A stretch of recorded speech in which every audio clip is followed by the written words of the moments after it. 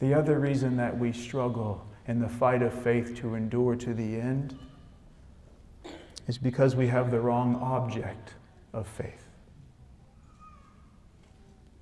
In verse 2, it says, looking to Jesus, the founder and perfecter of our faith, who for the joy that was set before him endured the cross, despising the shame, and is seated at the right hand of the throne of God. A huge mistake we all make in the fight of faith in this race that we are all in is looking at others around us. Or maybe being fixated on the examples that were set before us. You are not supposed to look at the saints of old and be locked in on them and then compare yourself to them. They are testimonies of what choosing faith will be in the end. But you're not to stay fixated upon them. But often we read testimonies of old, or we look at brothers and sisters around us, and we say, my faith is weak, not like theirs, and we become discouraged. One of the problems is the object of our faith. Well, what other objects do we look at in our faith? Ourselves.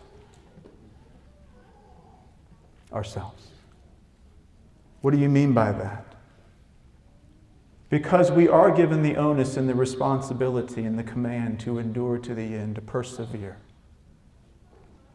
Then we look at ourselves and we try to conjure up enough faith to make it to the end. But see, when you're the one that's conjuring up enough faith as you look within, do you know where your faith is lying then? It's lying in you, in your own faith. We are not called to have faith in our faith.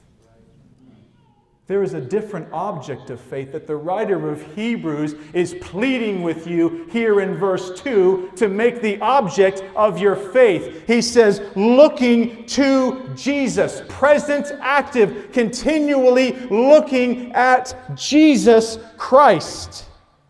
If we're going to persevere to the end, we all must be constantly, continually, and pointedly looking at Jesus Christ and removing anything from our lives that distracts this view right here or keeps us from it.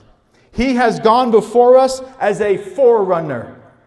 He was perfect in faith. It says, for the joy that was set before him, he endured the cross. He's the perfect example and object of faith. One greater than Moses has come. One greater than Abraham has come. Do not fix your gaze upon Abraham, upon Moses, upon David, or upon saints around you, or upon yourself. Fix your gaze upon Jesus Christ, the author and perfecter of our faith. Jesus has secured all the promises the Father has made through His Word to His chosen people, through His life, death, burial, and resurrection.